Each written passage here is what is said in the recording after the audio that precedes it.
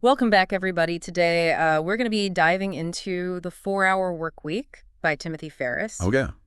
It's a book that's kind of become this, blueprint for escaping the 9 to 5 and really designing a life with more freedom and purpose. Yeah. Freedom.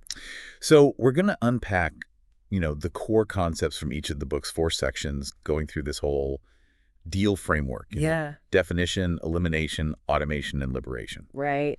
But before we really dive in, let's kind of set the scene here. Okay. Like, imagine you've got this hypothetical millionaire investment banker, right? They're making a ton of cash, but they're burning through it just as fast on, fancy dinners, extravagant parties, all that jazz, but they don't have any time to actually enjoy it. Yeah. Does it ring a bell with anybody? Yeah, that's the classic trap of the old rich that Yep. Ferriss describes, Right. right? Where your wealth is tied to these grueling work hours and just material excess. Yeah. So instead, he advocates for this new rich mindset, the NR. NR, yeah. Where wealth actually means freedom and mobility. Yeah. It's not just about having the money. It's about having the time and the flexibility Yeah. to actually enjoy it. Exactly. And, he illustrates this with this whole idea of relative income. Right. Like working 80 hours for, let's say, $160,000 a year. I mean, it sounds impressive on paper, but if you're chained to your desk the whole time, how are you actually experiencing any of that? You're not. Ferriss argues you might actually be better off making, let's say, $40,000 a year, working only 10 hours a week, Yeah. because you've got all this time to actually live. Yeah. So in that first D section, definition, he makes you rethink what success even means. It's not about conforming to these societal norms of grinding it out now and then maybe enjoying life later in retirement. He actually calls traditional retirement worst-case scenario insurance, I love that. which I find pretty striking. So instead, he proposes these mini retirements that you sprinkle throughout your life. Extended breaks to travel or learn new skills or just recharge. This way, you're not just putting all your eggs in this one basket way down the line and hoping you'll have the health and energy to enjoy it when you get there. Yeah. It's a pretty radical concept, right? It is. Imagine taking a 3-month sabbatical to live in Italy and learn to make pasta from scratch. Oh, yeah. But here's the thing. Ferriss actually lives this way. Right. He talks about burning out himself from 80-hour work weeks back in his early startup days, Yeah. which ultimately pushed him to develop these principles in the first place. Hmm. So it's not just theoretical, it's a system he's used to gain control over his own life. Makes sense. But I think, a lot of us get stuck when it comes to actually making a change. Oh, for sure. Fear is a powerful thing. Yeah. And Ferriss tackles this head on with his fear-setting exercise. Have you ever tried this? I have. And it's surprisingly effective. It's about confronting your fears, head on, instead of letting them just kind of lurk in the shadows. Yeah. You actually write down your worst case scenarios. Say if you were to quit your job to travel the world. Yeah. And then you assess, okay, how likely is each scenario really? And then create a plan to either prevent it or if it does happen, to recover from it. So it's like taking all that anxious energy and channeling it into productive action. Exactly. And Ferriss uses his own fear of leaving his startup to travel as an example, right? Mm. And he realized that even in the absolute worst case scenario, losing all his money, having to come home, find a regular job, Yeah. it wouldn't be the end of the world. Mm. And that realization kind of gave him the courage to actually take the leap. Right. So once you've dealt with those fears, the next step is to kind of dream big, right? Absolutely. That's where dreamlining comes in. That's right. It's about taking those vague wishes and turning them into concrete plans. Yeah. So instead of just saying, oh, I wish I could speak Spanish, Yeah. you actually figure out what would it take. Right. Maybe 6 months of intensive language classes in Spain, the cost of living there, the whole 9 yards. And suddenly it doesn't seem so out of reach. Yeah. Like Ferriss, he gives this example of researching the cost of living in Argentina and realizing it was far more affordable than he imagined, which led him to actually pack his bags and go. Wow. It's about making those dreams feel attainable. Right. And then taking those first steps to make them a reality. Yeah. So we've covered, definition, redefining success, conquering fear, setting those ambitious goals. Now let's move on to the E in Picadoo, elimination. Because if you're going to design this free and fulfilling life, You got to get rid of all the stuff that's weighing you down. Yeah, it's true. And this is where these two powerful principles come into play. The 80-20 rule, also known as the Pareto principle, Right. and Parkinson's law. The 80-20 rule states that roughly 80% of your results come from just 20% of your efforts. Wow. And Parkinson's law, which I find fascinating, it states that work expands to fill the time allotted for it. Yeah. So you connect those two ideas, Right. it becomes pretty clear that we need to figure out what those high-impact tasks are and then focus all our energy on those. Makes sense. So it's not about being busy, it's about being effective. Right. Ferriss actually provides like a pretty extreme example of this. He managed to cut his work week from 80 hours down to just 15 Wow. by firing his most problematic customers. That sounds crazy, but I know, right? But when he analyzed his business, he realized that a tiny fraction of his clients, like 5%, were causing like 95% of his stress and headaches. yeah. So he made this bold decision to just focus on the clients who were both profitable and enjoyable to work with, which freed up a huge chunk of his time and energy. It makes sense. I mean, he's got to take care of himself too. Talk about a game changer. It might not be feasible for everyone to fire their clients, Yeah. but the principle still applies across the board. It's about identifying those low-value tasks that are just sucking up your time and energy and ruthlessly eliminating them. Yeah. And this doesn't just apply to work tasks either. Ferriss also advocates for what he calls a low-information diet. Oh, I love this concept. Yeah, so think about it. How much of the daily news cycle actually impacts your life in any kind of tangible way? Not much. Ferriss argues that most of it is just noise, It's not actionable intel. Yeah. And by cutting out irrelevant news, endless social media scrolling, all those other distractions, Yeah. you free up that mental space to actually focus on what truly matters. I like that. Being intentional about where you're getting your information from. It's about intentionally choosing to focus on the signal rather than the noise. I like that. Have you ever tried implementing a low information diet yourself? I have. Yeah. And it's surprisingly liberating. At first I thought, oh, am I going to miss out on important information? But honestly, if something really important happens, my friends or my family are going to let me know. Right. And the rest is just background noise that doesn't really add any real value to my life.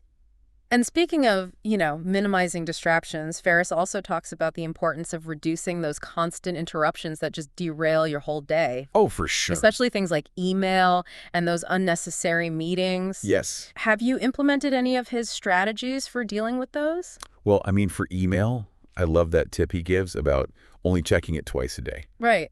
It's so simple, but it makes such a huge difference in my productivity. Absolutely. And instead of getting bogged down in those endless email chains, Yeah.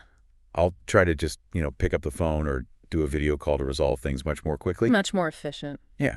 And then, of course, there's that clever trick he had with his autoresponder. Oh, right. That reduced his incoming email by 70%. I remember that, yeah. He worded it in a way that forced people to think twice about whether their email was actually important enough to warrant a response. Right. It's all about setting those boundaries. Yeah. Protecting your time and energy. So we've talked about redefining success and eliminating those time-wasting distractions. But how do we create a life where work actually takes up less space? And all those dreams we were talking about become a reality? Well, that's where the A in deal comes in, automation. Okay. And this is where things get really exciting because it's about building systems that work for you instead of the other way around. I like that. But we'll dive into that, right after this short break. Okay, sounds good. All right, so let's jump back into the 4-hour work week and really explore this idea of automation. Ferriss is all about leveraging technology and outsourcing to create these systems that can run without your constant involvement. Yeah, he's a huge advocate for hiring virtual assistants, VAs. VAs, right. Think about all those tasks that just bog you down every day, like scheduling, research, even managing your inbox. Yeah. You can hire, skilled VAs, especially from countries with lower labor costs, Right. for a fraction of what you would pay domestically. It's a concept he calls geo-arbitrage, Right. and it can be such a game changer for anyone who's looking to free up their time. He says he was able to save over 20 hours a week just by delegating tasks to VAs. But it goes beyond just outsourcing those individual tasks. Yeah. Ferriss introduces this whole concept of building a muse, Oh, yeah. which is basically this low-maintenance automated business Right. that generates passive income. Think of it like a machine that works for you even while you're sleeping or traveling or pursuing other passions. I like that. The ideal muse is something scalable, like a digital product or an online course, Mm-hmm. that doesn't require a lot of physical inventory or constant customer interaction. Right, so it's not taking up all your time. Yeah. A great example he uses is like his own sports nutrition company. He created this brain-boosting supplement, audited the order fulfillment process, like through a third-party shipper, Hmm. and was soon making a pretty significant income each month with minimal effort. It's really an inspiring example of how you can create this system that actually works for you rather than the other way around. But before you go all in on any kind of business idea, Ferriss emphasizes the importance of testing it quickly and cheaply. He's all about minimizing risk. Yeah. He suggests using, online advertising platforms like Google Ads Right. to gauge demand for your product or service before you invest a lot of time or money into it. Yeah. Just a small ad campaign can give you valuable insights into whether your idea actually has legs or not. Yeah. It's like dipping your toes in the water before you jump in. Exactly. He actually used this method to test a yoga DVD idea with a minimal ad budget. It flopped, which saved him from pouring way more resources Right? into a product that wasn't going to work. Yeah. Better to fail fast and move on. Totally. It's a great reminder that, not every idea is going to be a winner. Yeah. And it's better to kind of find that out early on, Yeah. before you've invested too much. For sure. And then, once you do have a muse that's generating income, the next step is figuring out how to make it run without you. Right. Yeah. Ferriss calls this management by absence. Okay. So the key here is to design these systems and processes that allow your business to operate smoothly, even when you're not there to oversee every little detail. I see. So, this might involve outsourcing operations, empowering your team to make decisions, and just really limiting your own direct involvement. Ferriss describes how he was able to scale his supplement business by outsourcing the shipping and customer service. Mm-hmm. And he only needed to check in with his team once a week. Wow, that's pretty hands-off. So it's about setting things up in a way that gives you the freedom to actually step away without the whole thing falling apart. And that brings us to that final stage of the deal framework, liberation. This is where Ferriss really gets into the nitty-gritty of breaking free from that traditional work model. And for a lot of people, this is both the most exciting and the scariest part. Oh, I can imagine. It's one thing to dream about escaping the 9-to-5 grind, but how do you actually make that happen? Yeah, how do you actually take those steps? Well, Ferriss tackles a big one right away, transitioning to remote work. Okay. He acknowledges that, not all jobs are remote friendly, but he offers some pretty clever strategies for people who are looking to make that switch. One suggestion is to propose a trial period of working from home and then using data to actually demonstrate your productivity. Oh, interesting. He even suggests, and this is where his mischievous side comes out, calling in sick for a couple days, working remotely, and then presenting your boss with a report showing that you were twice as productive working from home. Okay, that's a bold move. It's a little bit bold, but it highlights the idea that sometimes you have to take the initiative and really prove that remote work can be just as effective, if not more so, than being chained to your desk. Yeah, you got to make your case. But what if your job simply can't be done remotely? Or what if you're in a job that's just soul-crushing no matter where you do it? Yeah, what then? Well, in those cases, Ferriss doesn't sugarcoat it. He says sometimes the best course of action is to quit. Really? He argues that the risks of quitting are often far less than we perceive them to be. Of course, he emphasizes the importance of being prepared, having a financial cushion of 3 to 6 months of living expenses before making the leap. That's smart. And he, walks the walk here too. He talks about leaving his own startup when it no longer aligned with his goals and using his savings to fund a year-long trip that ultimately inspired him to create his muse. It's a powerful reminder that sometimes you have to step away from what's not working to make space for what really lights you up. And this leads to one of the most appealing concepts in the book, mini retirements. Oh, yeah.